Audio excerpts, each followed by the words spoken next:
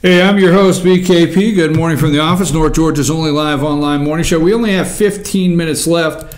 I want to wrap up two parts of the Trump press conference yesterday, the president's press conference yesterday, because the media won't, so we will. They're probably spending more time talking about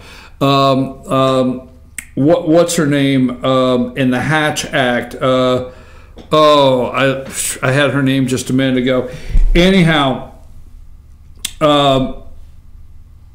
here is the president talking yesterday about people wanting to work in the White House. All right, very firm. If you would take the hits, if you would look, there's a report that 91%, I think 91% of all stories or comments relating to the President of the United States in February are negative on the major networks. This guy takes it 7 days a week from the media, and he doesn't he doesn't flinch. This guy doesn't flinch. Anyone, a lesser man, would have crumbled by now. A White House in chaos. So let's go to the part I have about. You ready with the video? Let's go to this segment. Go ahead. I really believe they are sincere. I hope they're sincere. We're going to soon find out. That you would like to see some change in the people around you. Does that include your Attorney General Jeff Sessions or either of your cabinet secretaries? No, I don't really talk about that. I just said that the White House has tremendous energy. It has tremendous spirit. It is a great place to be working. Many people want every single job. You know, I read where, oh, gee, maybe people don't want to work for Trump, and believe me, everybody wants to work in the White House. They all want a piece of that Oval Office. They want a piece of the West Wing. And not only in terms of it looks great on their resume, it's just a great place to work. It's got tremendous energy. It's tough. I like conflict. I like having two people with different points of view, and I certainly have that. And then I make a decision. But I like watching it, I like seeing it, and I think it's the best way to go. I like different points of view.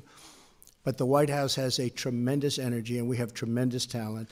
Yeah, there'll be people, I'm not going to be specific, but there'll be people that change. They always change. Sometimes they want to go out and do something else, but they all want to be in the White House. So many people want to come in. I have a choice of anybody. I could take any position in the White House, and I'll have a choice of the 10 top people having to do with that position. Everybody wants to be there.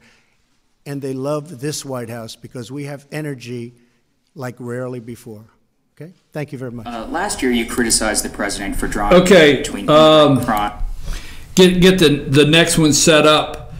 The media, see, President Donald J. Trump will say, he'll just say whatever he wants to say, and he means they will spin his words. I like conflict, and I certainly have that. I like conflict. I like opposing views.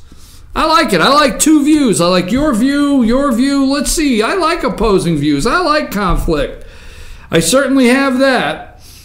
The top 10 people, any job there, I will have my choice of the top 10 people. We have energy. It's a great place to work. And the media, I will tell you this. A lesser man, and I say it like that, would have crumbled, okay, would have crumbled by now in concerning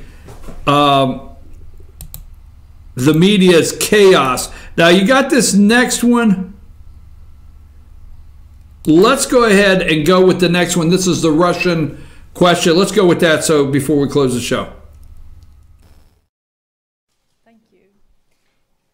This is an election year for both of our countries. And I want to ask you, Mr. Trump, what do you think Sweden should learn from how the Russian influence campaign affected the presidential election in the US?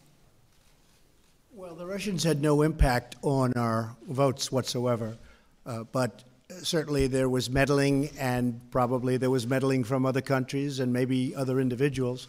And I think you have to be really watching very closely. You don't want your system of votes to be compromised in any way. And we won't allow that to happen. We're doing a very, very deep study, and we're coming out with some, I think, very strong suggestions on the 2018 election. I think we're going to do very well in the 2018 election, although historically those in the White House have a little bit of a dip. But I think we're going to do well because the economy is so good and because we're protecting our job like our jobs are being protected finally, like with what we're doing with the tariffs. But the big thing would be the tax cut and the regulations cuts. Also the judges. I mean, we have outstanding judges. Judge Gorsuch in the Supreme Court and many, many judges going onto the bench all over the country. So I think we're going to do very well. And I think it'll be a tremendous surprise to people how well it's, the economy is so good, jobs are so good. Black unemployment, Hispanic unemployment at all-time lows. I mean, we're really doing well. So based on that, I guess we should.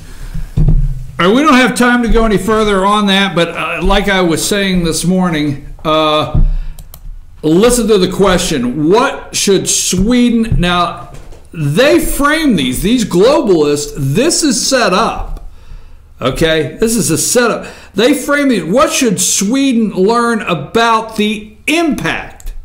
See, impact is something that's happened, okay? The impact has a result.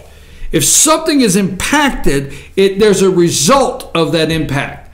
So what should Sweden learn about the impact on the elections from Russia? And Trump said, "What impact? There was no impact. I won. What do they say in the old school? I won fair and square, right? All right." Michael Flynn sent out a message yesterday. Yes, General Flynn, we've said it here every day on the show. General Flynn is selling one of his homes to pay some legal debt, to settle some legal bills, paying one of his selling one of his houses. The stocks fall. Yes. General Michael Flynn selling a house to pay legal bills, and what do we tell you every day? The government will destroy you. Mueller and his group are out to destroy these people financially, their complete lives, destroy them. Dow falls more than 150 points after Gary Cohen's resignation. I know that concerns you driving to work this morning. Doesn't concern me, okay?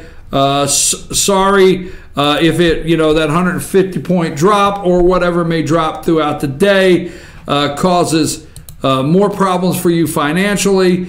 Special election in Pennsylvania next week. All right, between these two candidates, you have the two candidates. I forget their names. It's a picture of two guys there. What's their names? Lamb and Rick. You got their picture. Next Tuesday. Nothing happened in Texas last night.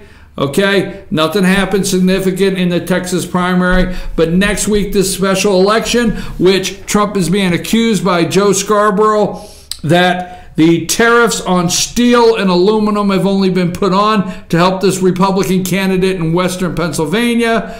But Bob Casey Jr., a Democrat, tweeted out his support for what Trump is doing, and also Joe Manchin, Senator of West Virginia, said he's 100% behind the president.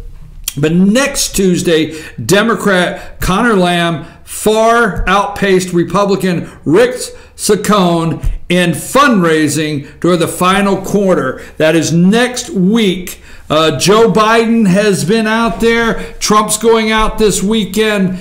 The special election in Pennsylvania could be a gauge. Is it a barometer? It could be something that we need to keep our eye on. Now, I've only got 6 minutes. Tomorrow, I'm very upset over the story I tried to bring earlier, and but this is something I want to end with. Seattle police begin gun confiscation. No laws broken, no warrant, no charges. Okay, this is on the website Zero Hedge. You could find this. This you could find if you Google in several places. A man in Seattle has had his gun confiscated by police after breaking no laws. They took his gun, okay?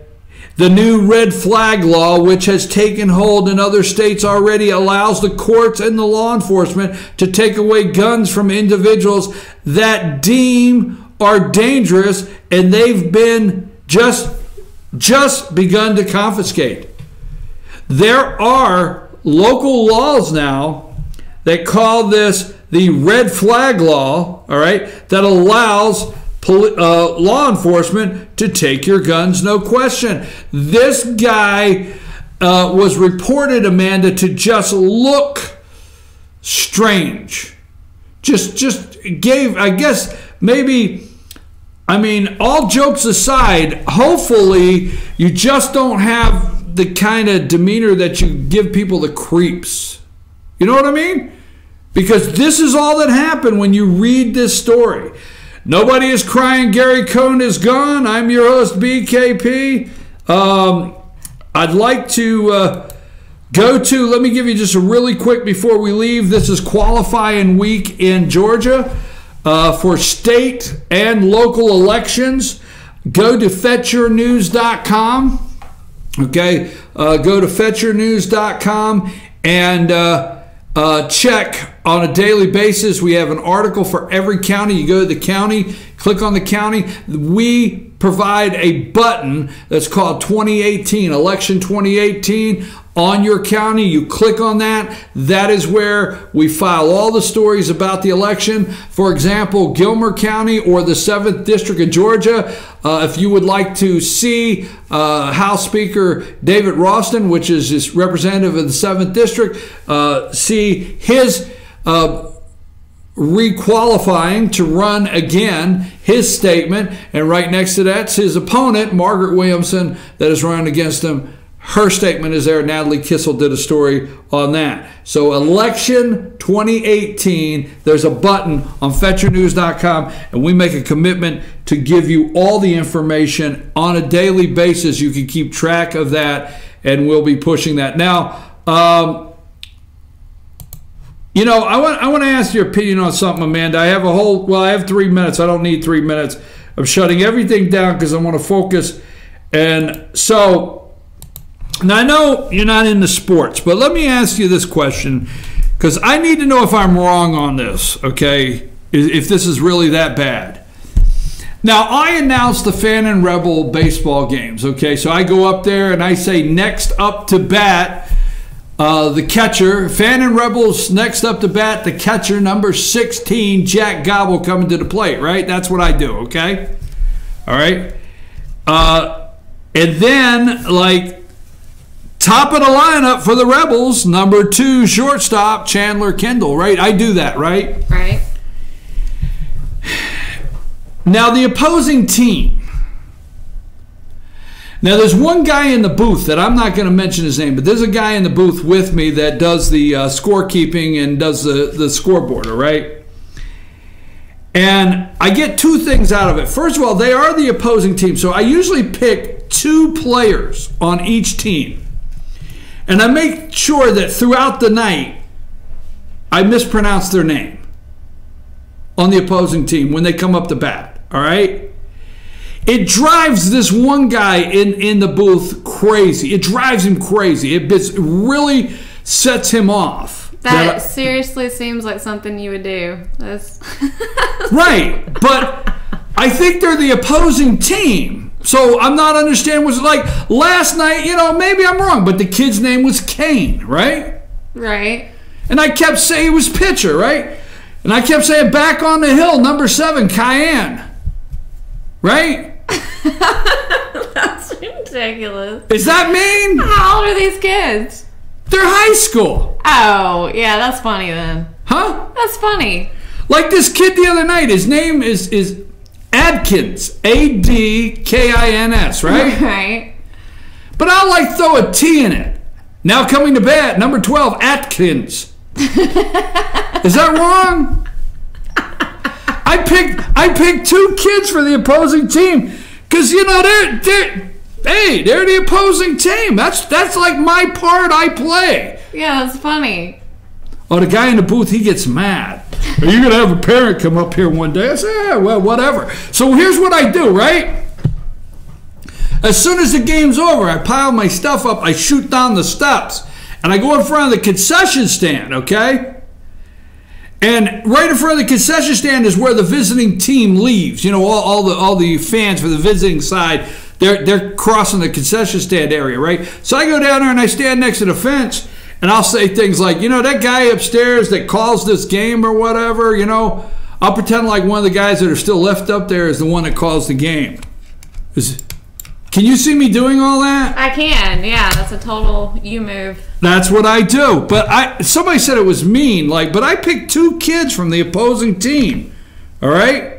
And, you know, the other night I had a kid, and his name, I forget what his name was, but I was calling him Gyro. Now at the bat, coming Gyro. That's not his name. Yeah, who cares, man? He's the opposing team. I'm your host, BKP. Good morning from the office. I want to invite you, as we close this morning, go to Team FYN Sports Facebook page, and find the video over 1,000 views of last night, Gabe Buchanan with his walk-off winning hit for the Fannin Rebels. Let's go, and we'll try this again tomorrow and see if we can get it right. Until then,